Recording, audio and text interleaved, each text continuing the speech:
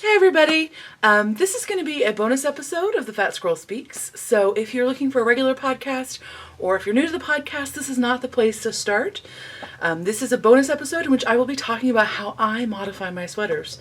So this bonus episode is brought to you by folks who donate to the podcast via Patreon and PayPal donations, so thank you. So yeah, I'm going to talk about how I modify sweaters. I will confess that just a heads up, the majority of the episode will not be at this angle. It's super rainy and dark outside, so this is the best lighting I could get for the moment, so it's a little bit shiny and but just bear with me for a second. So a lot of people have asked me over the years how I modify their sweaters, and I kind of talk about it briefly usually when I do a sweater on the podcast, but I thought it would be a great thing to have everything in one place that I do. And that way, if you have questions in the future about how I do things, you can refer back here. But this is not like a comprehensive class about how you modify your sweaters, right? Like, because that would be like a 7-hour thing and way beyond my abilities. If you're looking for that, Amy Herzog is a great resource. I especially recommend, since you're listening to the podcast, you probably are a visual audio learner. She has a Craftsy course, I believe still, actually, now that I say that.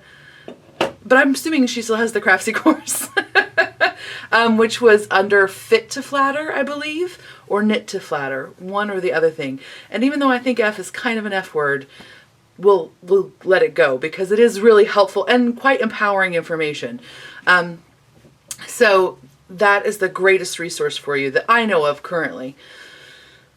So this will not be information about how you modify, but it will be information about how I modify. Now, why is that even relevant and why am I talking about it? People have asked me to, and that's all the reason. So I know that even though you might not have my shape, you might have similar issues with how your clothes are fitting you or how sweaters you've made in the past have fit you.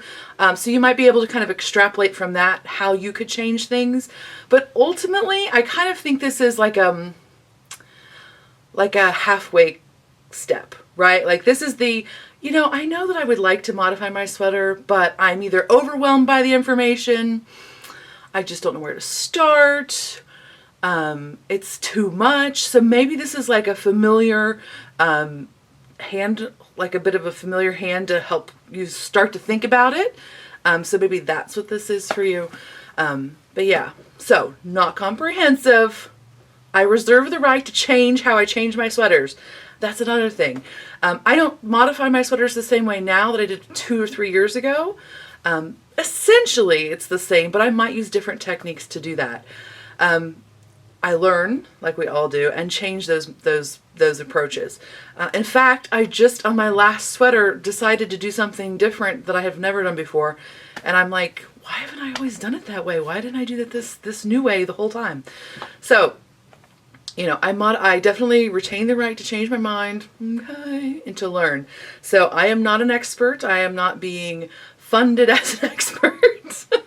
I think I'm being funded as a friendly face that again can help you with a stepping off place. So the rest of the podcast is going to be at an angle where you're looking at like overhead, where you're looking at paper and whatnot, because I think that's the easiest way to do it, especially with our very October-y light situation. So I hope you find it helpful, but if not, Amy Herzog, great resource.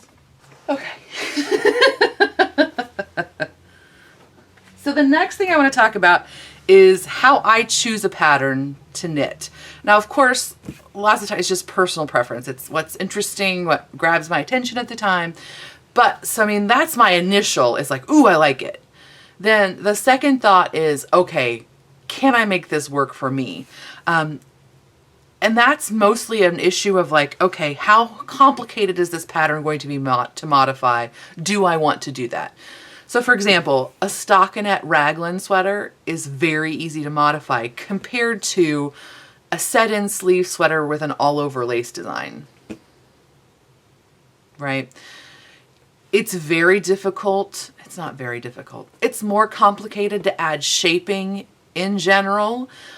into an all over design, whether that be lace or cables or texture. Okay. So even something as simple as a broken rib is very challenging to add shaping into in the way that I do it. Now, traditionally, when we've added shaping into a sweater, it's been along the sides, right? So, okay, so this is a diagram here. Like traditionally when we've added shaping, we've just increased on the sides, and that's fairly easy to do when you have a texture pattern, and that's probably why we've always done it that way, why we have added the shaping on the sides.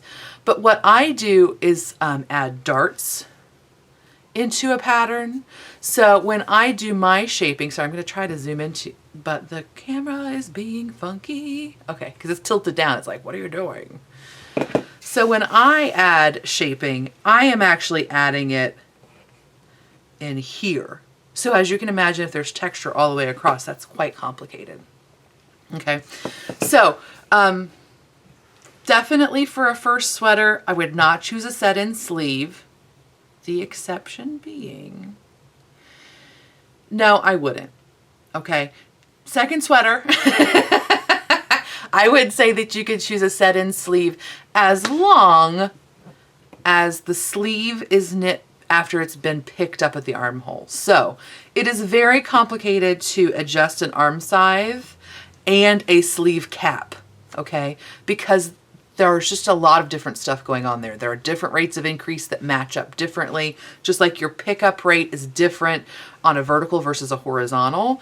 That you also have curves in there. It is complicated to do that.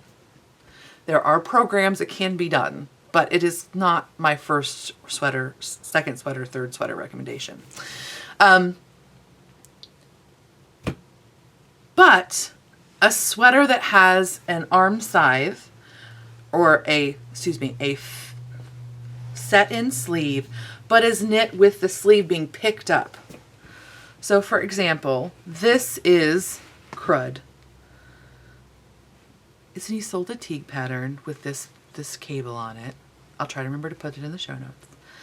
This sweater has a shaped set-in sleeve, but the sleeve is knit afterwards after you pick up from the armhole. And it's much easier to change this however you need to do, whether you need to make it deeper or shallower, or you need to add in bust shaping or whatever. It is easier to do it when you're picking up the sleeve because there's kind of a general formula for doing that. And if your pattern doesn't give you a general formula, it's fairly accessible to figure that out. Okay, not a first or second sweater maybe, but doable. I will do that without any reservations. Because when I do a set-in sleeve, you can probably tell it here. Normally this part is a little bit straighter, but when I do a set-in sleeve, I do some of my bust decreases along here, which I would never be able to do with a traditional sewn-in set-in sleeve, because it would just end horribly in blood and guts. I swear. So I choose, typically a raglan is an easy one, but yokes are also good. If you choose a yoke sweater and you're like, I love that yoke sweater. If it has a very large motif, don't do that one as your first one. Because for me, I have proportionately a larger bust than a standard sweater will fit. Okay, so if I do a really complicated wide yoke repeat, it's gonna be, the arm is gonna be down to like my low bra line versus where it needs to be comfortable. So I will not typically modify one that's like that. However, this pattern that I also just finished by Ysolda, the Threipmuir, if you can see, well, you can see it easier here, has a relatively narrow yoke repeat. And the reason that is easier to work with is that instead of the increases happening at the same rate and you add increases here, you just have a greater number of increases per row. So instead of having a greater number of rows that require increasing, you have a greater number of stitches in each row that's increased. I hope that makes sense. So it's very easy to add another, I think this is like 5 stitches when it starts. It's very easy to add an extra 5 stitches that's just going to come out to be an extra 1.5, 2, right? Like it's easy to add that at the top and not have a sweater neck that's huge and disproportionate for yourself. So that is a yoke that I would choose to do. So another yoke that works really well is anything with like stripes. Like if it's just a striped yoke, go for it. This one is the Hiro sweater. Sorry, I guess I should just zoom out for this part. This is the Hiro sweater. And it's kind of like a peppering effect, a fade, if you will. And so it is also very easy to work in extra increases in the yoke because there's not a graphic pattern that you're immediately going to see like, whoa, that motif is wider than that one. Or, you know, that motif was supposed to grow out of that one, but because I increased faster on this row, now everything is cattywampus. Do you know what I mean? So this is much more approachable to do if you're modifying like I do for a larger bust versus upper bust size. So yeah. Okay. All right, I think that's how I pick patterns. Again, do what you like and then think, can I change this? Now, I don't always modify everything. Okay, that's really not true. I always do. But you don't have to modify everything. Like a lot of sweaters now are knit with like this boxy silhouette. And so they don't require bust and hip shaping because they overall are meant to have a similar dimension throughout. Okay, so, you know, if I was knitting a boxy, I might add a tiny bit of waist shaping, but not anywhere what I would on a more fitted traditional sweater. Okay, so I think that's, and by the way, I have this out here and I haven't even told you why. This is the flax sweater. It's a free pattern available on Ravelry by Tin Can Knits, so I thought I would just use it as a sort of like starting reference point. So that's one of the main things I look at initially when I am modifying a sweater. The next thing that I really want when I'm modifying a sweater is a good schematic. Now, sometimes a pattern doesn't have a schematic, but will give you the information. So they may just have it written out that the chest measurement is this, the hip measurement is this, the sleeve measurement is this. But if a sweater is only giving you its finished bust measurement, that's not going to be ideal for you to try to modify it first. So a good schematic is endlessly helpful, especially like I have a proportionately larger arm. So I really want to know what that upper arm circumference is. And that's frequently something that's left out on something that doesn't have a schematic. Not always, but frequently. Okay.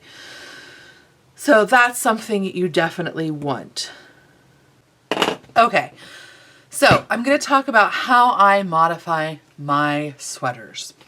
Okay, for example, so I'm going to talk about the meta of how I modify them, and then I'll talk about 3 main types. So raglan, yoke, set-in sleeve. Okay, I'm going to use again this flax sweater by Tin Can Knits as an example. So for example, in this sweater, I'll try to zoom in so you can see. That's not zooming in, that's zooming out. It's going to be a little bit better. As I mentioned, my upper bust is 46 inches and my fullest bust, I believe, is 54 inches. Sometimes I think it's 56, sometimes I think it's 54. I'm pretty sure it's 54. Could I remeasure? Of course. Would I have to put a bra on? Yes. Am I doing that? No. So, I'm pretty sure it's 54 inches. And then, of course, this pattern, I don't know exactly if it would hit me at my fullest hip, but let's just say that it would. Okay? So, what I want to do is pick the size that's about a 46 or maybe an inch bigger. It just depends on how you, again, ease is a totally up to you kind of thing. General rule of thumb, bust, you want -2 to +2 inches of ease. Hips, you want -2. Okay. And that is because you don't want your sweater to bell out at the bottom. So when I'm picking a sweater, unless it's, something like this has a very traditional fit. So I'm probably going to look for something that's about a 46 inch, or again, a 47. So, because again, knitting stretches, and the bigger you are in your circumference, the more your knitting will stretch, because it generally stretches a percentage. So if, for example, you're a 30 inch bust and your knitting stretches up to 10%, you're going to get an extra 3 inches in there. But if you're a 50 inch bust and your knitting stretches about 10%, you're getting an extra 5 inches. So I feel like the larger you are, I know that seems kind of counterintuitive, right? Because we're taught the bigger you are, the more you should hide yourself, the bigger your clothes should be. But again, that percentage gives you more flexibility that if you are a larger size. So generally I pick a 46 or maybe the next size up. So for example, in this one, I'm probably going to pick an extra large, which is a 47. Am I an extra large? No, not at all. But if I went by my bust, I would think I needed a 4X.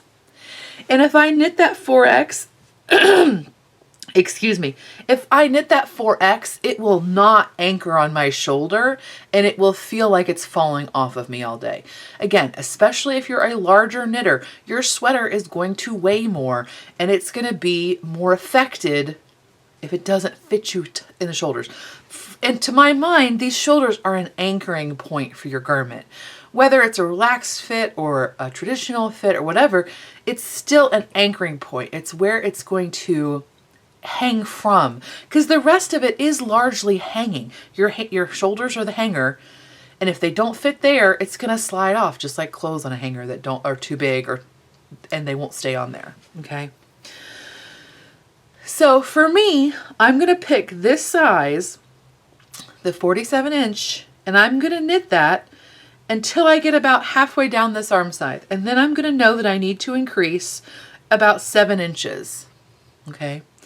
Again, if I can't get a 7-inch increase in there, which I often can't, then I know that, okay, I could work with a -2 inches of positive ease. So I might try to only get that pattern up to 52. Okay.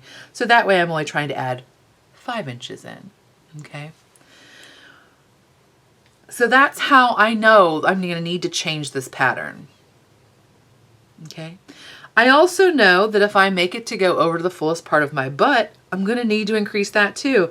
Because if I look on the extra large, oh, the hem, a chest, bust. Okay, so this is chest and bust and hip are all the same. They are all this A measurement. So I know that this is only going to be 47 inches, and that's definitely not going to fit my, even with 2 inches of negative ease, it's not going to fit my 58-inch butt. Okay, so I know that I have to change this pattern. Okay, so that's how I know I need to change it. And the way I can tell how much I need to change it is to figure that out. Like, okay, I need to add 5 inches into this bust. I need to remove some of that from my waist. I don't go usually down to my smallest waist because for me, while I like negative to 0 ease in my bust and negative ease in my hip, I do like a little bit of positive ease in my waist because my tummy is like not my favorite thing. So while my shelf butt is exciting to me and I want that -2 inches of ease, so I get my butt to stick out like that, in my tummy, I don't want my sweater hugging around it for my personal tastes. Okay. So if my waist is, see, I don't even know exactly what my waist is, but let's say my waist is, well, it's probably, if my waist is probably about 50 inches. Okay. So I'm going to come down after I do my fullest bust. I'm going to come down a little bit in the waist.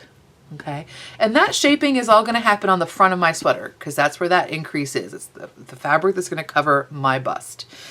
And then I'm going to add in shaping in the back to get extra fabric to cover my butt. Okay, and I'm going to do that in all cases, using darts, okay, that go about right there. And I don't mean that's where they're placed this way, but that's where they're placed this way. A general rule of thumb for this kind of shaping is that you want 25% of your sweater there, 50% of your sweater there, and 25% of your sweater there. Now there's flexibility in that.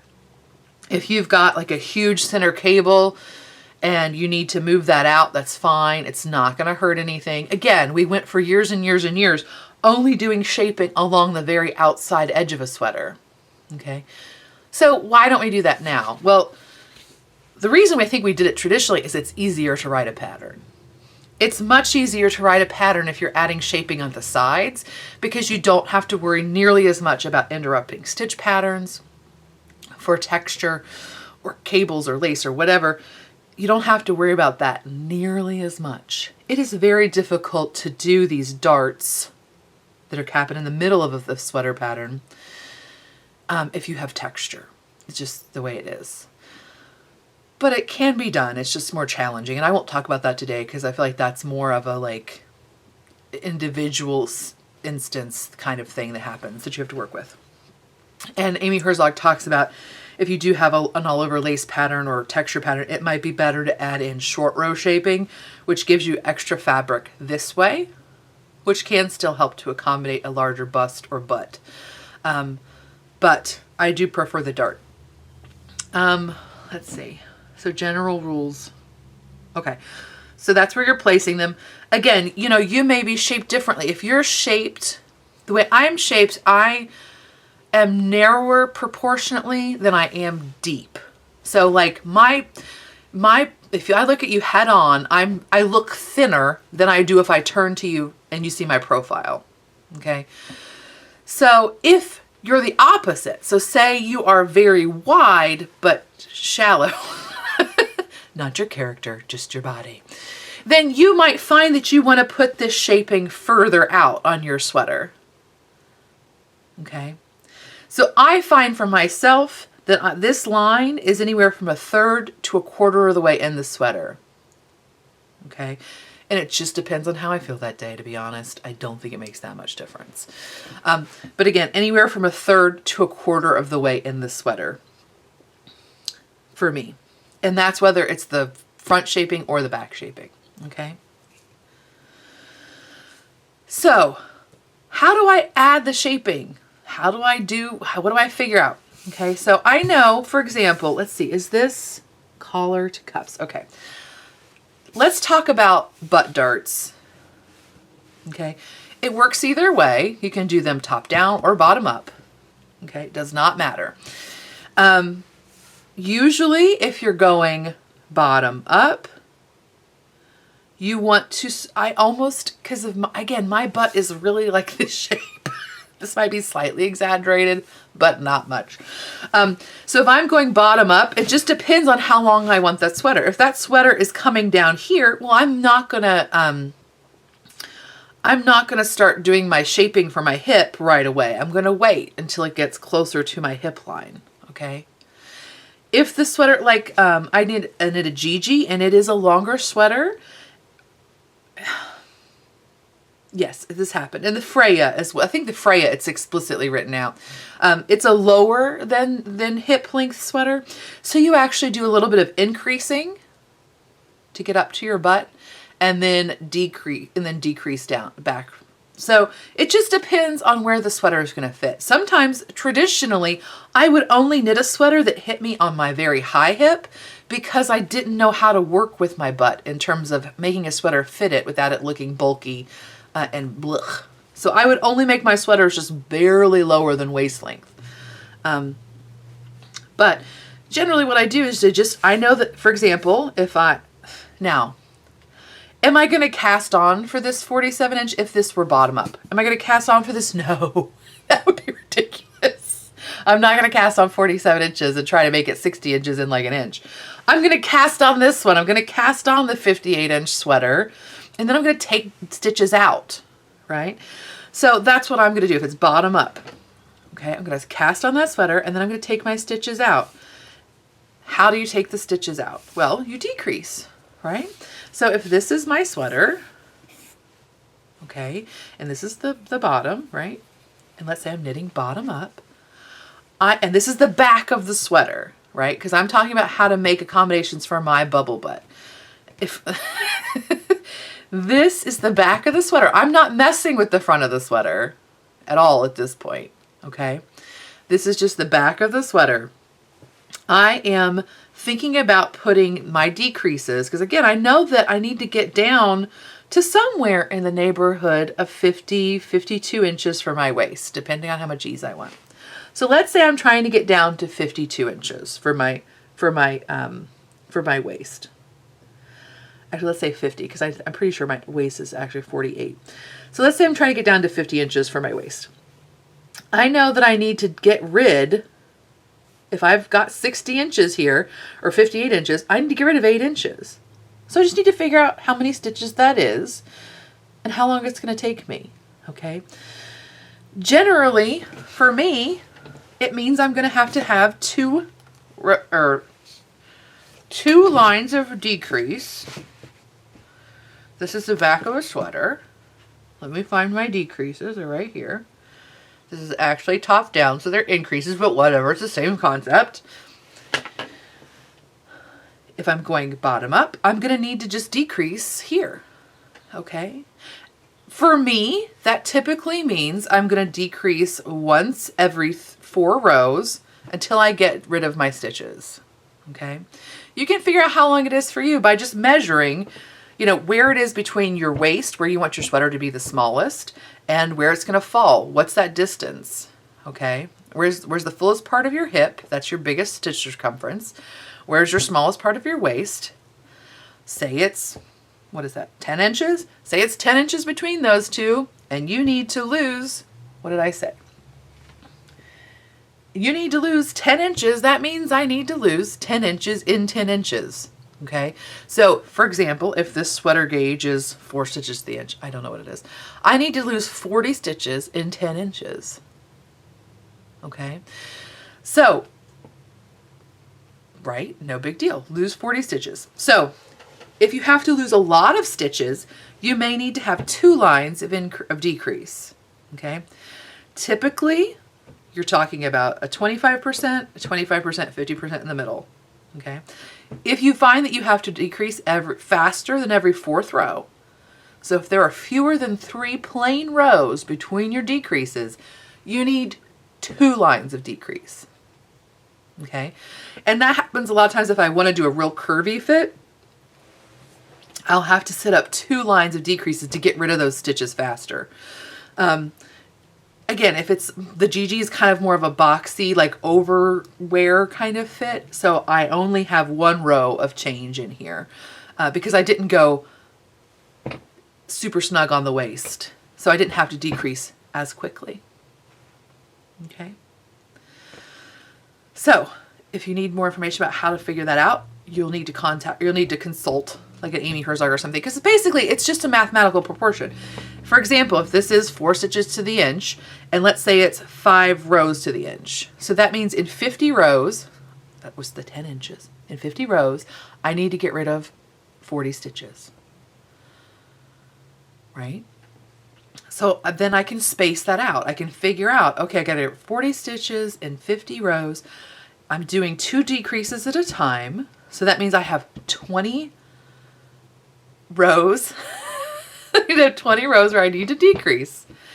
20 rows, and then I have 50 rows to do it. So that's going to be more than once every 4 rows, right? So, okay, I need to do 2 lines. You may even need to do 3 lines if you need to. You may need to do 4. It's your body. It does what it wants, right? So the general rule of thumb is, so for example, if your initial decrease row is 25% from your edge, your second one is going to be in the middle. So 12.5. And then your third one would be at 6.25%. So 100 stitch sweater, your first one is going to be at 25, your second one's going to be 12, and your third one's going to be 6 stitches in. And that's all it is. you just get rid of, maybe you have to add some stitches if you want it to be really like coming in at the bottom and like give you like this kind of shape. You may have to add some rows like the Freya. Excuse me, to add some stitches and then almost immediately start taking them away. That's okay. It just kind of helps that sweater come in. You want that negative ease on the bottom of a sweater to help it pull in. Okay, I know it's counter to our nature. We always want to have things that are loose and, but it helps it to just maintain its shape. Okay. Unlike old school, like Elizabeth Zimmerman percentage sweaters where you like started off with rib and then increased like 10% of your stitches or something crazy. I don't remember what it was, but right? They were like sweatshirts. They would come in so snug. That's really not the aesthetic most of us want now. But you don't, if you knit it with zero ease, it will bell out and you will end up with an an A-line sweater when that perhaps was not your intention. Okay. When I'm doing a top-down sweater, butt darts, it's the same thing in reverse, right? I knit until I get to about my natural waist and then I start increasing for the butt. Okay. Now this might seem counterintuitive, right? Like I'll talk in a minute about my bust increases, but I've got extra stitches for my bust. I'm taking away stitches for my waist and I'm adding even more stitches for my hips. You might think like, why is that happening? Like, why are you... The thing is not necessarily, like, part of it is it does add shape to the waist. It does nip it in a little bit, especially if you're very busty. It'll help bringing that in will help it anchor it on your bust too, which helps with fit and wear. But part of it is moving the fabric so the fabric doesn't have to move. And what I mean is when I'm adding stitches to the front of the sweater, I remove the stitches from the front of the sweater and then I'm adding them to the back. It means that the sweater, for me, it doesn't feel like the sweater pulls as much, like it lays more vertical than if I knit basically a tube. Because if I don't move those stitches to the back, it feels like it pulls at the front when it's pulling that fabric back to my butt. I hope that makes sense. So, and just to clarify, when I say that I'm going to cast on for this 4X, I'm really casting on for another size that's like, for example, if I'm setting up row markers, and let's say this 4X is, let's say it's 240 stitches across or around for the 4X. When I'm setting up my row marker or for my front and back markers, I probably won't set them up at 120. Okay. That's because the fabric is not half on my front, half on my back. It's like, it's not a third and 2/3, but you know what I mean? It's not half and half. So I may decide to put my row markers, or excuse me, my side markers at like 100 stitches for the front and 140 stitches for the back, right? And does that really matter? No, but it just kind of keeps you in mind that that's how, you're going to be removing those stitches so that for example, if I set my sweater up and I put my side markers on at 120, well, if I've got to lose, 40 stitches at the back, suddenly the back of my sweater is only 100 or 80 stitches and the front is the 120. That doesn't jive either, right? So that's why if you're setting up those side markers, just be aware. You don't have to set them up exactly right, but when you talk about removing fabric for your darts, you're probably going to think about it that way. Okay. So you may think about yourself as, okay, the front, normally, like if my waist shaping, or if my waist is 50 inches, okay, then I'm going to think of the front of my sweater is about 25 stitches. If we're, or excuse me, 25 inches, we're going with that 4 stitches an inch. That means the front of my sweater is about 100 stitches and the back is about 140. That's where I'm going to put my side markers. Okay. But that's how I do my hip shaping, no matter what the top of the sweater looks like. Okay. Okay. Let's talk about Raglans. Okay. So Raglans, and now I'm going to talk about bust shaping. Okay, so I'm going to talk bust shaping in 3 different kinds of sweaters. So this shaping is all happening on the front of the sweater. I'm not touching the back at all. I've already, either done my hip shaping or I'm going to do it later, but I am leaving the back of that sweater. For example, if I'm a top down, I'm leaving, if my upper bust is 46 inches, I'm leaving the back of that sweater as a 23-inch sweater. Okay, as this 23-inch underarm measurement just as the back. I'm not changing those back stitches at all. I'm basically making a Franken sweater. So maybe it would be best if I folded this in half. So this is the Gigi sweater. I'm not sure who it is by, but I will put that information under here probably. Let me zoom out a little bit so that hopefully you can see better what we're doing. Okay, for my particular body, what I like to do when I'm doing raglan shaping is knit it as the pattern is written until I'm about halfway through the arm side. Are we calling it an arm side even though it's raglan? I guess we are, right? The arm diagonal. I knit it as written. Typically for a raglan sweater, that means if you're coming top down, it's an increase every other row. Now, as I discussed, I'm knitting a 46 or something close to a sweater, and I've got to get that front, or I've got to get the full circumference to 54 for my bust, which means, let's think about it, right? In a 46-inch sweater, as written, the back is going to have 23 inches, and the front's going to have 23 inches, right? I need to add 8 inches just to the front of that sweater, okay? Or 6. Often it's 6 because it's just too hard to add that full amount in. So how I do that in a raglan is, and how it works best for my body, is that I knit it every other row increase until halfway down, and then I double up. Okay. Now I have in the past tried to knit every row an increase, and it depends on what increase you're doing. But that tends to be complicated. It tends to look a little wonky.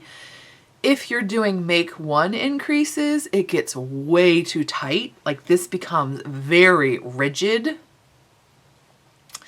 So what I do now is that I still increase every other row, but I increase on 2 lines. So an additional line. So for example, this is like your center marker, right through here. And normally I would just be increasing once every other row. Well, I'm increasing once here, like I'm supposed to, but I may be also increasing another 2 stitches away from that. Okay, so basically I'm setting up an additional parallel line of increases to mirror each of the original increases. So instead of increasing, for example, along this line, instead of increasing 2 stitches every other row, I'm increasing 4 stitches every other row. Because I'm increasing once in the original and once just a few stitches out from that. And I find for me that works well. It is more visible if your yarn is a little bit lighter in color. Certainly if it's a knit front and back increase, you're gonna need to play with it a little bit because that little purl bump that's created can look a little wonky. But generally I do a backwards loop cast on increase, or if not, or a yarn over that I knit through the back loop on the next row. Usually I do one of those 2, and I think it looks pretty good. You can notice that it does kind of, I don't want to say the word bubble, but something like that. You can tell there's more movement. There's more fabric created in here, which it would essentially make it buckle. But on the body, this tends to be in this crease between my bust and my arm, so you don't see it, and then the other of it is actually underneath your arm. So I don't see it when it's on my body. If you see it, hush. Okay, so when I say that I do the double, so I'm increasing 2 instead of every 4, excuse me, I'm increasing 4 instead of 2. Keep in mind, I also have a disproportionately large arm. So for me, I need to also increase rapidly for the for the arm. And I will actually increase that back here as well. So the only piece that I'm leaving at the standard rate of increase is the back one. Okay. That's just me. If you don't have a larger arm, then you can just increase 3 stitches every other row. So you're only increasing on this side of your arm diagonal. Okay. Okay. So that's how I'm increasing. And then another way that you can add increases in is to add them at the armhole. Now, I don't ever usually do very much there, but it gives you a little extra wiggle room. So for example, if this is 4 stitches to the inch, I might add in another 4 stitches on each armhole to get myself an extra 2 inches in for my fullest bust measurement. It's a great way to sneak that in at the end if you do have a lot of stitches to add. And I've never had any problem. I probably would not add more than 1 inch at each armhole. Actually, I could probably get away with it because, again, I have a very wide arm, but take that with a grain of salt depending on how your arm is in relation to the rest of your body. Okay? Okay. So now I've got all these extra stitches, and I probably want to get rid of them. For my body, I do want to get rid of a good portion of them. I want to lose about, what did I say, 6? I would lose about 4 inches or so to get down to my waist measurement. And the way I do that is just to decrease them out, just like you would for the butt darts or the hip decreases, however you want to look at that. You want to stop, you don't want to, excuse me, you want to start those decreases at minimum 1.5 inches below the fullest part of your bust. And that's just so that if you have a line of decreases here, it can look like an arrow that's pointing right at your nipple. So if that's what you want, then you can start them right away. I usually wait at least 1 inch. Sometimes you're trying to really crunch those decreases in, but 1.5 inches 1.5 to 2 inches is a good rule of thumb. So again, knit to 2 inches below the fullest part of my bust, and then I'm going to start the decreases. And same proportions or same concept as the hip. You're going to work with 25%. Then a decrease line, then 50%, then a decrease line, and then 25%. Same thing with the hip. If you need them to go faster, put another line in right here, about halfway between. If you need another one, halfway between that and that. Okay. When do you need to do that? Again, just like the butt, if you're having to decrease more than every 4th row, then you do need to set up parallel lines of decrease.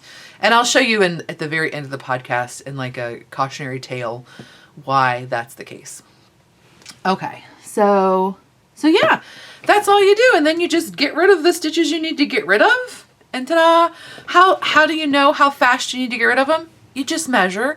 You measure a sweater that you like, or you measure on yourself the distance between the fullest part of your bust and where you need the smallest part of your body is. So sometimes for me, that's actually my lower bust, and then but some people, it's lower on your waist. It just depends on where it's at. Just like with the hip decreases, you just figure out how many stitches you need to get rid of in the vertical distance you need to get rid of them, and that'll tell you how fast you have to decrease. Okay. So that's a raglan. If you're going raglan bottom up, it's the same thing. Just presto, changeo, reverso, right? So if you're going bottom up, then you're going to need to start doing your increases. It's a little bit more mathy when you go bottom up for the bust increases, because you need to figure out how much vertical room you need. So instead of the other way where you kind of know how much vertical room you have and you're trying to get rid of, this one you need to figure out how much room you're going to need. Okay. And you can do that by, again, the same thing of figuring out where your waist is, how much difference it is between that vertical distance, the vertical distance between your waist and your upper bust. Remember that you need to end them about 2 inches below your upper bust. That'll tell you how much room you have to add those stitches in. And that'll tell you whether you need to do 1 row or 2 rows of increases. But it's the same thing. You add in your increases and then just take them out in the arm for me. So instead of So usually, again, the decrease rate is once every other row through the entire arm for raglan. What I need to do is double that decrease until I'm about halfway up and then go every other row. So it's the same thing, just in reverse. If I didn't do this, you can imagine, right? Like my yoke would be like a quarter again longer. It would be like this big and it would be ridiculous, right? So that's the reason that I do it, is because it just makes it fit better. Okay? Okay. So that's a raglan. If you're doing a yoke, whoops. If you're doing a yoke, it's a little bit less formulaic and it's a little bit more intuitive. Depending on how your brain works, that can mean that it's easier, or it can mean that it's more stressful. So it's just how you work. If you're super linear and left brainy, then you probably want to do a raglan. But if you're a little bit more loosey-goosey, make it work, you can totally do a yoke. This is the Threipmuir by Ysolda Teague, and you can see that this horizontal, I think it's like this. This horizontal stitch repeat is fairly narrow, and you can see that it doesn't go all the way out to the depth, the full depth of the arm size for my size. Now, if you were knitting a smaller size, it probably would end up being almost the full depth. But for my size, it doesn't go all the way to the fullest depth of the armhole. And that makes it easy to work in the extra increases I need to. Rather than trying to do them in here where I am going to disrupt the yoke patterning, I can work them in down here where I have like negative space. So this would be easy to work one in every motif, every repeat, or I can just work them in this area. The pattern as written has a raglan shaping from about here to the end of the arm hole. So I just tried to see if I doubled up or not. I don't think I did. No, I did double up. So you can double that up if you want to. If it's still not enough stitches, you can easily pepper them through. And that's what's really nice about a yoke. Again, if you feel more comfortable being a little bit more intuitive, you have to do a little bit less planning because, okay, let's say I got to the end of here. I've got, let's see, this is like 6 stitches to the inch, right? So that means I'm going to need, 480 stitches when I get down here. Let's say I get to here and I have like 400 stitches. Well, then I know I need to get 80 stitches before I get to into the arm size. So I'm like, okay, I know that I can get 4 stitches basically here, so I can get some in there, but the rest I'm just going to kind of pepper through. And I don't have to like make sure I'm doing X number of rows, or excuse me, X number of stitches for X number of rows. I can just or I can continue on like, okay, I'm going to kind of put them in here the rest of the way. Or I'm going to put them in here and alternate. I'm going to put one here and one here and one here and one here and here. It's a little bit easier as long as your colorwork pattern isn't all the way to the edge of your arm. If it is, it is more complicated because then it is just more complicated, period. And again, I'm only doing that on the front. I'm not trying to work that into the back. If I need to make the sleeve bigger, I always do. I can also do that on the arm itself. But I'm leaving the back as written. Okay? And the same thing, it's the same procedure for removing the stitches as you do for any of the other darts. Go past 2 inches past the fullest part of your bust and start taking them out. You can do them in a line. You can do them, generally we do them in a line, but you don't have to. You could pepper them through if you wanted to. But generally we do them in a line. And I don't know if you'll be able to see. My line is right here. And right here. So I did do doubles on this. So yeah. Same thing. Just decrease them out. Same thing is true if you're going bottom up. Just like in the raglan sweater, you need to figure out how many stitches you need to add in when you get, okay, so I'm at my waist. I need to figure, actually, I'm at my waist. And I need to figure, okay, I've got 5, well, again, I don't want to just do that. So I've got 3 inches to add in that X number of stitches. So I got to work them in somehow. So I can either do single column or double column or triple column of increases, and then just take them out in the yoke. So you're going to be decreasing instead of increasing, but the same concept. So that's all I do. Okay, so the third type of sweater is potentially the most complicated. And that's a set-in sleeve. I don't know which sweater this is. I apologize. I hope I will look that up and find that for you, but I don't know off the top of my head, which is a shame because it's actually quite a nice little sweater. This is knit with Harrisville's Watershed, which I think it's Watershed is the worsted weight one. And I feel like it's Bristol Ivy, but I'm not sure. Anyway, I'll look it up. But here we go. Set-in sleeve. Okay. This one is top down. Yeah. This one is top down. So you can kind of tell, right? Like, well, I don't know if you can tell. I can tell from where I'm sitting that it is even till about here. So I just did the pattern exactly as written. I used a 46 or something close to it pattern for the cast on. Knit the arm about this deep as written. There is no increasing. It is just knit straight like you would have in a normal arm scythe. And then increases. I probably added extra increases in here. Okay, so usually this is a little bit slower rate of increase, so it would probably go more like this. You know, it would be a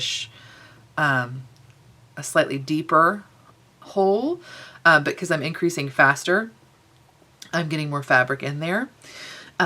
So I've added stitches in there. Another place you can add extra stitches in is at the collar. So if you can't get them in here, you can add them in here, and you can probably tell there's some adding in there as well. You can also pepper it if your sweater fabric is dark enough to get away with it, but sometimes that is a challenge to do that. But you can add stitches along this line, you can add them along this line. Now, would I do this with a traditional sewn in sleeve cap? No, I would not. I only am doing this because this is a picked up, knit down sleeve, and there is sort of a formula for that. If the pattern doesn't give you a formula, meaning they don't say pick up at a rate of 3 to 4 stitches until you get an inch from the, until you get here, till essentially it's a vertical pickup.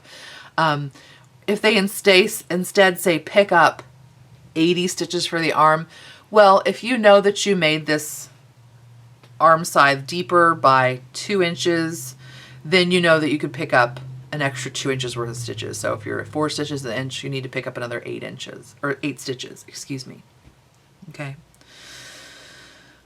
Because of my needing to make my armhole bigger, I will also make this a little bit deeper. That has 2 benefits. It gives me more room to add in extra fabric for my bust. It doesn't really have 2 benefits. It just has the added benefit of giving me more room to add in extra fabric for my bust. Now, this is totally me just guessing how to do this. I've not had documentation of this is how this should be done. But to be honest with you, I've done it now with at least 2 sweaters with good results. So I think it works. But yeah, so add them in here, take them out the same way you would anything else, right? So here's my dart here. Same is true, opposite is true. Figure out where to start your increases, take them out in the arm, take them out in the collar, and you're pretty much ready to go. So that one is, that's definitely you need to feel more comfortable with your knitting. You need to be willing to maybe need to re-knit a sleeve cap. So like if you're if you're against the process of knitting and only want a result, this is probably not a good project for you. In terms of like the shaped armhole increasing and decreasing for busts.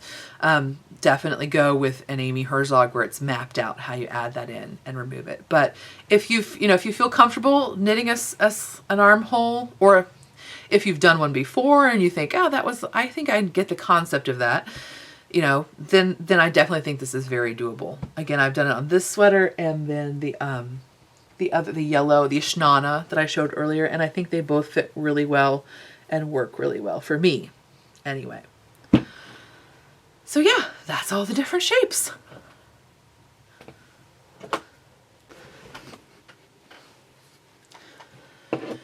Okay, now I may be completely wrong, but if I recall correctly, the Amy Herzog method for removing stitches, now again, she almost exclusively does her sweaters flat from the bottom up.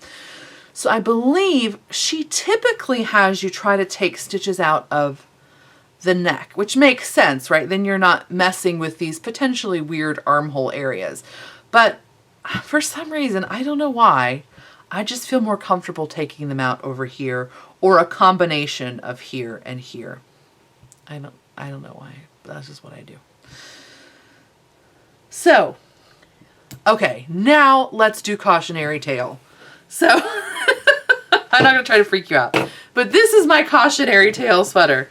This is a Thea Coleman sweater, and it's Irish coffee, and this is knit with Quince & Company Lark. Okay, this was one of the I'm going to hide it. This was the very first sweaters I ever modified. And I thought, oh, this is going to be perfect. It's top down. This is going to be perfect for me. I can work in my extra increases here. I probably added a little extra at the underarm. And then I've got this awesome line. I can just take out my stitches after the fullest part of my bust along this line. Okay, don't do that. Because this is what happens. It distorts this line, right? You think, oh, I'm just messing with this stuff. It's not going to mess with this stuff. It totally messes with this stuff, and this is what happens, right? So this is your Cautionary Tail. This is a sweater before I realized you weren't supposed to increase more than every fourth row, right? So this is definitely increased probably every other row. Or, excuse me, this would be decreased. This is top down. But this would have been decreased at least every other row, maybe more. Maybe I just decreased every row for funsies. I wouldn't doubt it, because really I could do that to have like a good shapely fit, which is what I wanted this to have. I wanted to have a very shapely fit. So to do that, I do need to take out my stitches quite fast from underneath my bust. And so really this would be the easiest thing for me to do, but this is why you don't do it. Because then you get distortion. And again, even if this didn't have a sitter panel, you could see how drastic this line is. And even if it's completely contained underneath my bust, you're probably still going to be, it's going to be pretty obvious, right? So that's my Cautionary Tail of both don't take out stitches too fast and don't do them along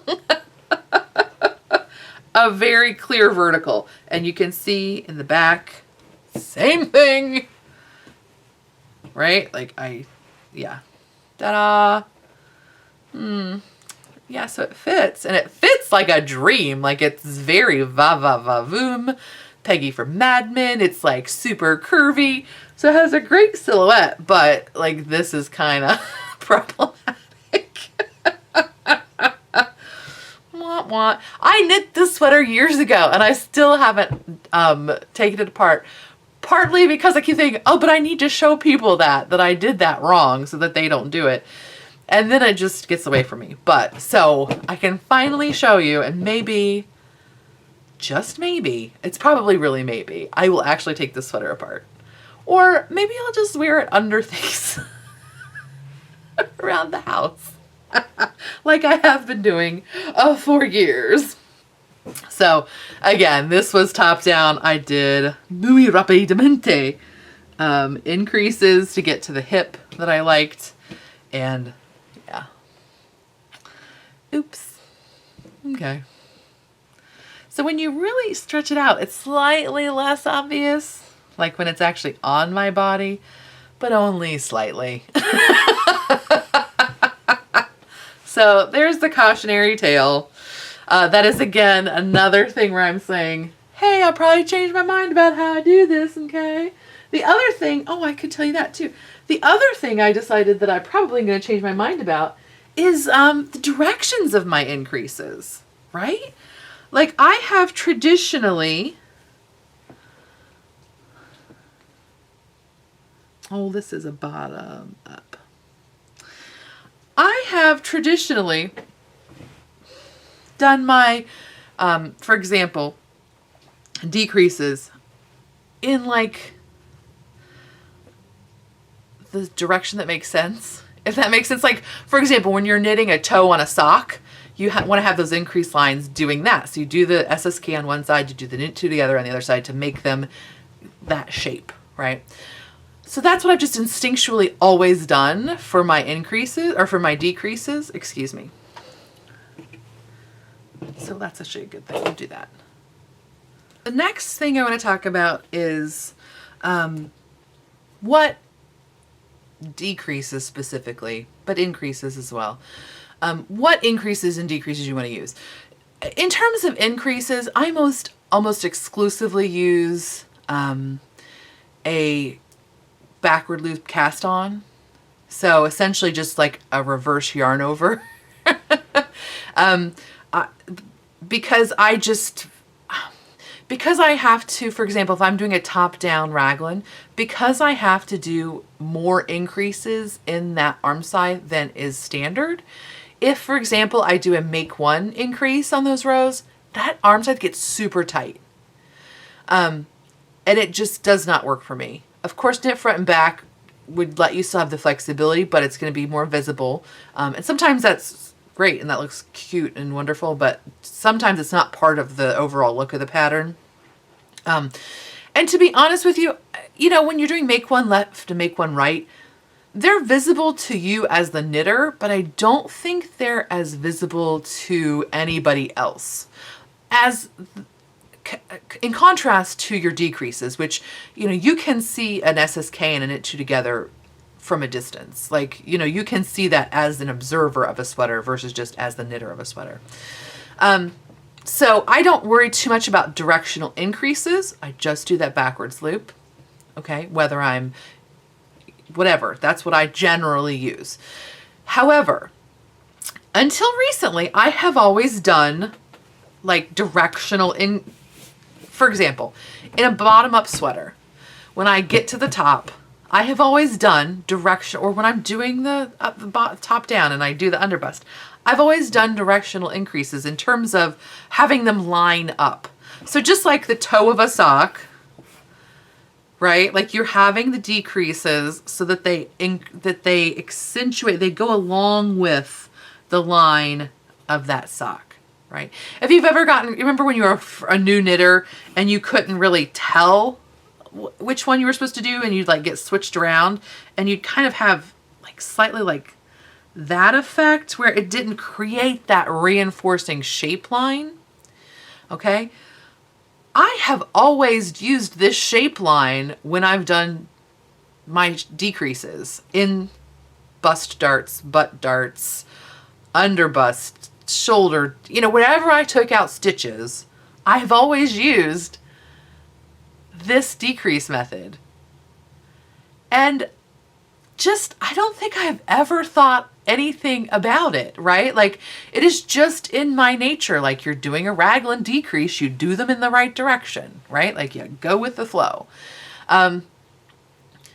But I have recently realized that unless it's a raglan, I think I should do the other thing, because sometimes you want that line, like that princess line, to be like, you want to have it look like it has a seam, like it kind of gives it a visual structure. But really, most of the time, that's not really what I want. I've just done it because I haven't really thought about it. And so I was knitting the Freya, and they have you take out stitches to kind of create, it's not a V-neck, but they kind of pull stitches out here for the neck. And they have you do them, I'm going to just call it counterintuitively. So as I'm knitting up, I would always want to do knit two together. I'd want that line to go this way, right? Because the line of the sweater is going this way. So I want my line of decreases to go this way. Well, they have them going the other way.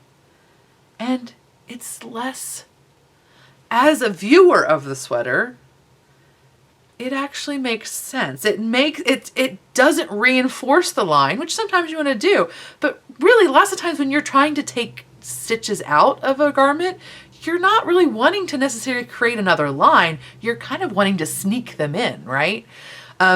So I just had that realization with this sweater that I think I'm going to start doing, again, I don't know what it's called, but counter-directional decreases. So instead of like going with the flow and creating the line that matches this line, I should really be going the other way, because it just makes it a slightly more subtle. This sweater has not been blocked. Don't tell anybody. I've already seamed it. It's not been blocked. Shh. That's against the rules. But yeah, like it was just like this, like, I don't know if I've just never read the shaping instructions on a sweater because I knew I was going to do my own thing, or like, who knows? Who knows what I've done all this time? And it's not like it looks bad when you do it this kind of what I would think of as like the standard way, but it's kind of nice to not have that line be as visible. And I apologize, I'm showing you a sample that's pretty much black. And again, it's a very cloudy day.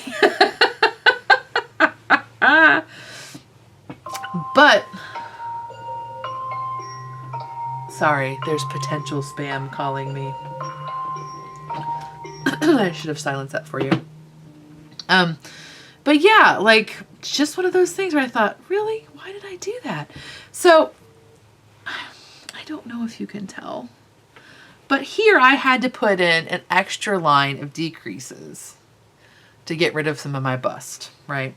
Because the pattern, it has you increasing here to like bring the arm over. It's like a whole thing. So I added it in my own, and I did them the way I normally would, but I did the other ones, again, for the neck shaping, like the pattern suggested. And mine have a line that, again, you're not going to see because it's going to fold over, but you know, so who essentially cares in this situation? But if this were a lighter color yarn, it would be much more obvious that I had put shaping in there versus the line that they had me do, which again, instead of going with this is against it, it's much less visible. And so I think that I have changed my mind on what kind of decreases I'm doing. So again, you know,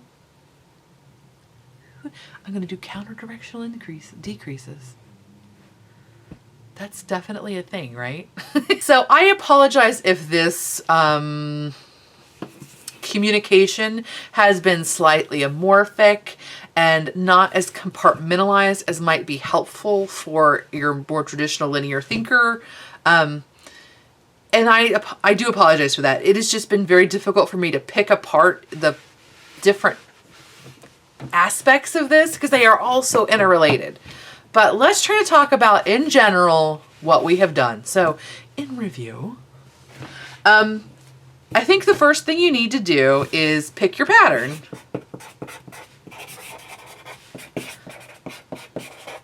Right? Pick your pattern. Pick something you like. Raglans are easiest. Yokes, pretty easy.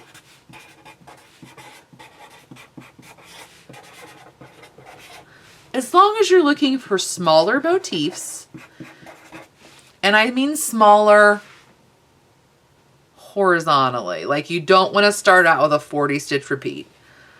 Smaller stitch repeats, how's that, versus row repeats. And just be flexible about how you're going to work those stitches in. Okay? Set in sleeves, just wait a minute. Okay? So the next thing you need to do is measure yourself. And be honest. Don't like get freaked out. Okay? Like your measurement is your measurement. It's what it is. Your body is your body. It's the vessel within which you experience the world. There's going to be somebody fatter than you. There's going to be somebody skinnier than you. There's going to be with somebody who has even more disproportionate boobs than you do. Okay? If it helps you, I'm 5'7". I currently weigh 353 pounds. I may have said I was 5'8" in the past. I wasn't trying to lie. Apparently I've just shrunk. And I think my measurements are 46 inches upper bust. I could have measured for you, but to be honest, I would have had to put on a bra. Oh, by the way, when you're doing measurements, wear your normal underwear, okay? Don't wear a bra that you're never going to wear because it makes your boobs look good when you're naked taking your measurements, okay? Wear the cruddy bra that you know you're going to wear when you do it, okay? So wear your normal underwear when you take these measurements. Okay, so I think I'm a 46-inch upper bust. I think I don't know, am I a 54 or a 56? Full bust. I always knit to 54, or I try to knit to 54. So I think I'm actually a 54, but I'm not entirely positive. And my widest tip is 60. My waist, I don't know, it's like 50 something. Okay? Whatever. So what I needed, so after you do your measurements, you can look at the schematic of that pattern. Oh, that's the other thing. When you pick a pattern, see, I was going to try to do it all linear and I can't. Pick a pattern that has a schematic, especially for your early sweaters. Just make your life easier. Okay? So when you get your measurements, look at the schematic. Where does it fit? Where does it not fit? It might be something as easy as you need to knit a smaller size back for a larger size front. So like, I think somebody coined the phrase Franken pattern, right? It's like where you take parts and pieces, okay? But generally, you're gonna pick something that fits your upper bust, okay? For me, that means I have to do a bunch of increases to get to the fullest bust. And then I have to add in some fabric for my butt. So I need to add fabric for my boobs. I take a little bit away for the waist, and I need to add more fabric for my butt. But I'm also switching around where that fabric is. So up here, I have more fabric in the front, right? And then down here, I transfer and I have more fabric in the back. Okay, so I've just kind of switched where that fabric is. And the reason I say that, some people might be like, well, it's really weird that you have to do a bunch of bust increases and then waist decreases and then hip increases. Like, why not just split the difference, knit a 54-inch sweater and then increase it to 60 inches if it's going to go all the way down to your fullest part of your butt. And the reason is because around my shoulders, it's going to fall off. Like, it's not going to fit my shoulder because my shoulder is narrower proportionately. And so that's where the sweater usually anchors on your body the most, right? Like, your shoulders are an anchoring point. Your arm is a big anchoring point for a sweater. And if it fits on your arms and your shoulders, it's more likely to fit you because it's going to stay on your body. You're not going to be tugging at it all the time. It's not going to be falling down on you. It's going to be more comfortable. Okay? Okay, I'm about to tell another story. I'll stop. Okay, so you measure, and that's through that measurement and looking at the schematic, that's where you figure out where you need to add stitches, right? So universally, butt's the easiest. You add them in, right? Like butt darts, because I know some of you prefer that statement versus like hip shaping. Butt darts happen for me. I know, right? How am I not a professional artist? Butt darts happen for me right here. Okay, along that line, right? So this is 25% of the sweater back. This is 25% of the sweater back, and this is 50%. So if the back of my sweater is 100 stitches wide, I'm going to knit 25, do an increase, knit 50, do an increase, knit 25. I'm going to put markers in there so I don't have to count every time. Okay? If I want a very curvy fit to my sweater, or for example, my butt spontaneously grew tomorrow and I needed to increase more stitches faster, I would add in another increase line right there, right? So halfway between this one and the edge of the sweater. So it'd be like at around 12 stitches if we're going with the 100 stitch model. Okay? Those are all the same, whatever sweater you're doing, your butt darts are consistent. So thank you, butt darts. You're keen. Doesn't matter whether you're increasing or decreasing. Top down, bottom up, whatever. That's where your shaping needs to go. Okay? For me, when I do a raglan,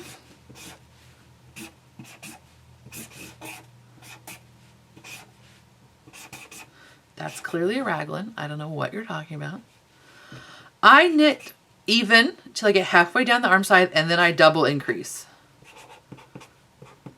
If it's top down. Okay. Top down, I go halfway down, then I start doubling my increase rate. That usually means I'm putting in parallel increases, right? So I'm not usually actually, because usually raglans are increase every other row, right? Usually I'm not increasing every row because it starts to get crazy looking usually. By the way, for clarification, this is only on the front that I'm doing this. My back, I'm keeping at my standard rate of increase. Sorry, I don't think I clarified that earlier, but my back, I'm keeping my standard rate of increase, whatever the pattern says. Because my back works for a pattern, but my front doesn't. My gosh, there is a squirrel hanging over the fence, like just looking at something. I don't know what, I guess another squirrel, but it's so cute I could die. So that's what I do, only on the fronts, okay? Then I start to take those stitches out right here, okay? So 2 inches below my bust, the fullest bust, I start to take those out, okay? And I take them out the same way I did butt darts. It's bust darts. I take them out underneath my bust, whatever, but and this proportion can kind of change for you, like where you want those lines. Sometimes I do them at 25, 50, so 25. So like basically divide the sweater count into 4 and do them after the first 4, the first fourth and the last fourth. So again, an example of a 100 stitch sweater, I go 25, place a marker for decrease, go 50, place a marker for decrease, go to the end. And then I start doing decreases along that line. If there is something like a motif or something that's going on in the sweater that's interfering with that, you can move them around. You don't generally want them any closer than thirds. So you don't want to have less than a third of the stitches between them in the middle, like right here. Just because, but everybody's body is different. So, you may proportionately just be a really narrow and deep frame, and that might work for you. But generally I keep them around a quarter to a third. And then if I have to add extra ones, if I want a super curvy fit, I do it again. Same thing like the butt. I do them halfway between these and these. I also generally alternate. I don't think I said that. So I might, for example, I'll do a decrease here, knit a row, do a decrease here, knit a row, do a decrease here, knit a row. So I don't usually do them at the same time. I don't do 2 decreases on the same row and then wait 3 rows. I stagger them. Okay. Both butt and bust. A bottom up raglan is exactly the same in reverse, right? So instead of doing decreases here, I would do increases here to get extra shaping for my bust. I want them to end at least at the most 1.5 inches below the fullest part of my bust. Again, just for aesthetics. And then instead of, so then I'm going to take my stitches out up here. I'm going to take a bunch of them out under this arm. So instead of doing a regular rate of decrease, which is typically every other row, I'll set up parallel decreases. Now this is one where I do the directional decreases on raglans because that's part of the aesthetic of the raglan. And so if you could definitely do it counter, but I don't know, it works just fine to do the directional decreases. Right? Right.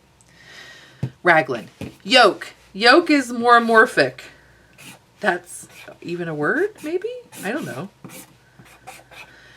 The yoke is like a little bit more intuitive of how you're going to do it. You need, for example, we'll start with top down. I'm going to need to add stitches in, and I'm really going to maybe concentrate on doing that between here and here, right? Because basically my chest is doing what the standard person's does until it gets to my boob area, and then it's like boob, so it's getting bigger. So I generally leave my increase rate just about the same until I get in here, and then I'm trying to start working in increases. Okay. When I pick a yoke, I find yokes to be the hardest, or I don't want to say the hardest. It's slightly more stressful to try to pick one that's going to work because you're never quite sure until you actually purchase the pattern. I do feel like Ysolda Teague's yoked sweaters are typically, they have worked for me every time. I think I've only knit 2. But the Stroker and this Threipmuir both have a shallow enough colorwork section that it's really easy to work in extra stitches in this region. Okay. They also had a fairly short stitch repeat, so maybe starting with 5 stitches. So it's much easier to have a faster growth rate with that, with the same depth pattern, because you're adding, a lot of yokes suffer for busty people, or even just in general fat people, because the rate of increase is the same for every size. So a lot of yoke increases, for example, on like an Elizabeth Zimmerman percentage sweater, there is a yoke one, right? Am I lying? You increase on each line, like a pie increase, right? Like you increase X number of stitches per line. Okay. So your rate remains constant despite the size of the person. So for me to get a sweater to get over my boobs, I have to do a lot more rows of increase, which means this depth gets really wonky. And you've got a sweater, again, that your armhole is happening at the bottom of your bra line. And it's not, it's usually not comfortable because it doesn't give you a good range of motion. And B, it's just, I don't like it just feels weird. It's not comfortable and it feels, those are the same thing. It's just not comfortable. So, instead of, so that happens a lot, in older patterns. I don't know that that's still a convention now, because again, a lot of the patterns I'm seeing now have a pattern that's a radiating pattern. And so it's the same percentage increase for everybody, but not the same rate of increase for everybody. Are those 2 different things? I think they are. But for example, on this Threipmuir sweater, I might have had 40 of these little repeats. So yeah, but the thin person might have only had 20. So she's going to increase 20 stitches every row, but I'm going to increase 40 stitches. So I'm going to get a much faster rate of increase, just like when I'm doubling up for a raglan increase, right? Versus these evenly spaced ones where you have to, I think that makes sense. Okay. More of like a Lopi style is what I'm thinking of, that has this more proportion, this more standard rate of increase. Okay. So that's yoke. Same thing, bottom up. Oh, and so then you take those stitches out in the same way, right? Because if you're going top down, you take them out the same stay. You want to wait till 1.5 inches or 2 inches below the fullest part of your bust, then start pulling them out through a decrease. If you need them faster, do them faster. But if you're doing it more than every 4 rows, set up another row. Okay. So if there's less than 3 rows of plain stitches between your decreases, you need to have another set of them. And that may mean that, whatever, you can have a 3rd one even. Do whatever works for your body. Excuse me. Okay. Yoke sweaters bottom up. Yoke sweaters bottom up. Increase like you would for everything else to get to the bust. And again, the same thing. You're going to just start pulling decreases. You're just going to start making decreases in this yoke. The great thing about the yoke is that if it doesn't decrease the way you need it to, you can take those out, just pepper them through, don't make any lines, but the yoke is already going to have decreases into it, so they're not going to look anomalous. They're not going to look out of place. So to me, it is, again, it's less formulaic, better for intuitive folks. It is kind of easier to make it happen a lot of times, excuse me. And then the last one is, in which my marker runs out of ink, is a set-in sleeve, which is what that is, clearly. That's pretty much more like the shape of my arm. So this one is more complicated, and I'm probably not doing it right, because generally people say that if there's a set-in sleeve, you do not mess with it. And that is definitely, I think, true for a traditional set-in, sewn-in sleeve. But with the advent of the picking up top-down sleeve, I think it's a little bit more flexible. And I have at least 2 sweaters with this shaping, and I think they both look good. So for what I do, which again may be proven incorrect in the future, what I do is I work the pattern just about as I would until it's about halfway down between my shoulder and my armpit. And then I just start working in extra increases. So if we're talking about top downs, it usually means I'm going to increase more over here, because usually the arm side is worked even for a certain distance, and it's, you know, and then it's got some increases here. Well, I'm just going to probably double up this rate of increase. I'm going to probably put in a parallel line of increases. And again, I might do those counter directionally. I might, instead of having them really line up that way, I might try to have them kind of push against that line so that it's not as obvious. It would depend on my color of yarn, how I'm feeling that day, what have you. And then same way, take them out, take them out. Kind of looks like a little person from this side. Hey, it's like a little pig. I'm gonna put it in its mouth. Okay. So then bottom up is the same way. You add in your increases that you need for your boobs. Okay, this is just for me. For my boobs. And then I gotta get rid of those stitches somehow. So I'm gonna double up my rate of decrease when I'm doing these arm size. Okay.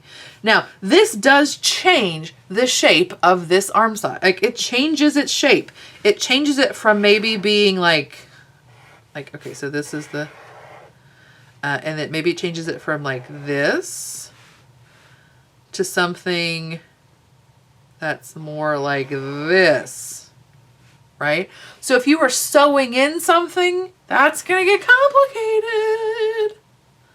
Really complicated, because you got to change this, and then you got to somehow make the arm size match, which is more maths than I want to do, and just a higher rate of failure in all likelihood.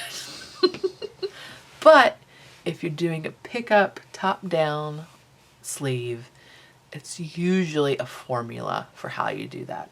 Not every sweater. Some sweaters will tell you to pick up X number of stitches around the armhole. But generally, you can figure it out. Just make it work, right? You can be like, okay, I kind of see what they needed, but I needed an extra 2 inches of that. So I know that if my gauge is 6 stitches to the inch, I know that this armhole is 2 inches bigger than what she told me to be. So I'm going to need to pick up an extra 12 stitches in there somewhere, and I'm just going to make it work. A lot of knitting is making it work, people. It's a flexible fabric. It's not like sewing. It's not rigid. It'll stretch.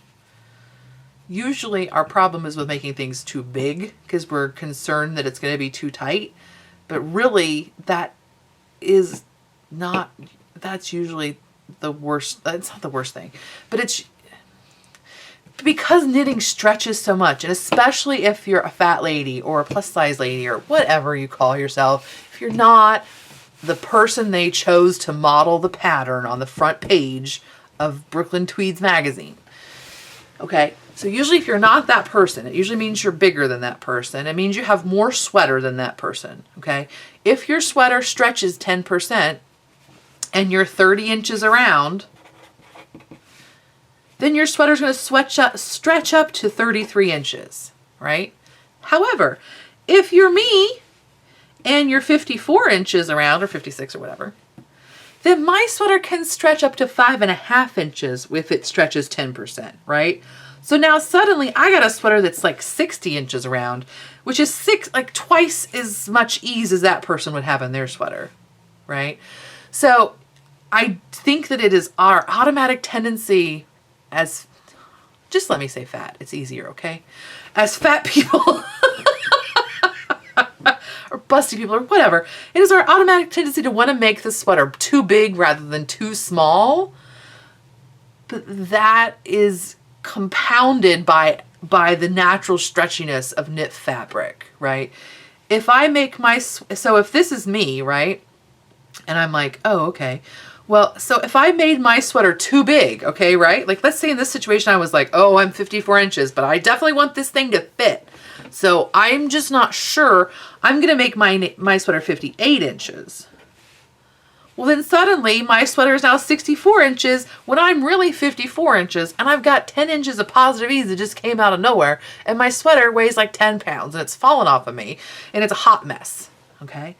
But if I was like, I'm sassy, I do what I want, I make my sweater 52 inches, then there's 10 inches of positive ease happening in there.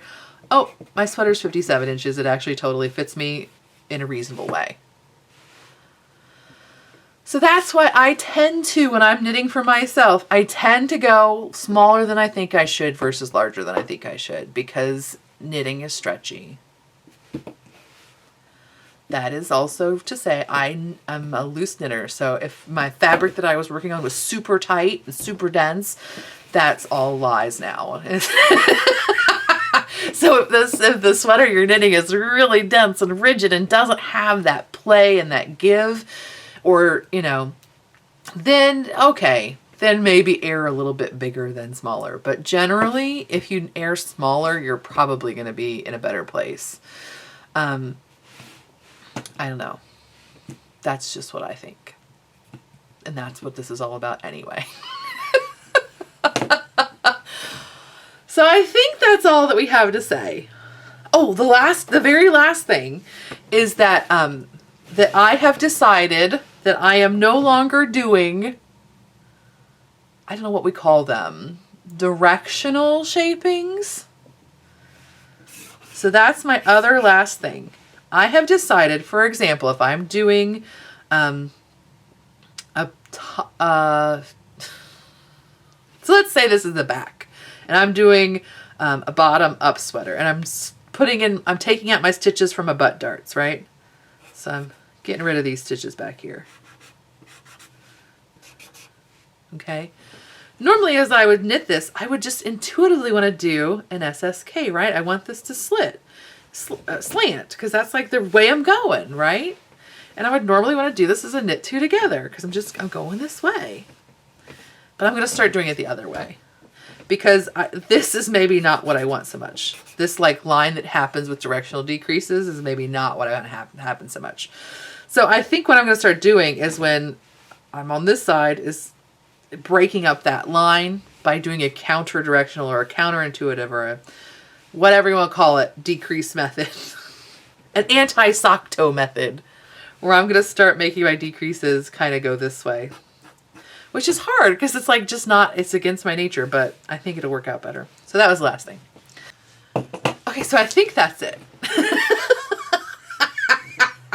Can you tell that in my mind this was totally like an outline with Roman numerals happening, but then when I communicated it to you, it went like this?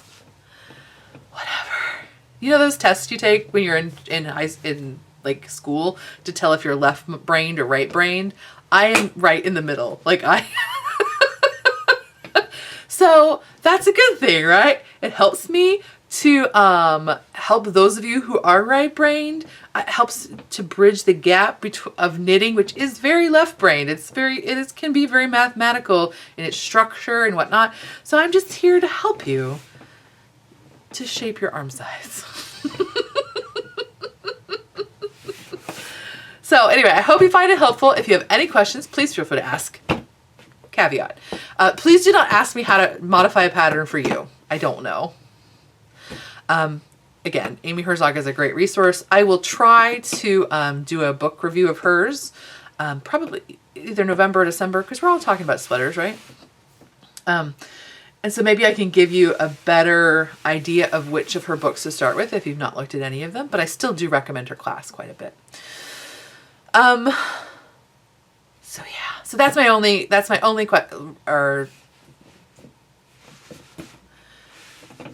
modification, clarification, specification is that, yeah, I don't know how to tell you how to modify something to fit for you. But if you have any questions about how I modify things for me, I'm happy to answer that. Or clarification on something I said about made up words like counter-directional increases and decreases. I will be happy to attempt to clarify that. So feel free to ask. Have a lovely day, and I will talk to you next time. Bye.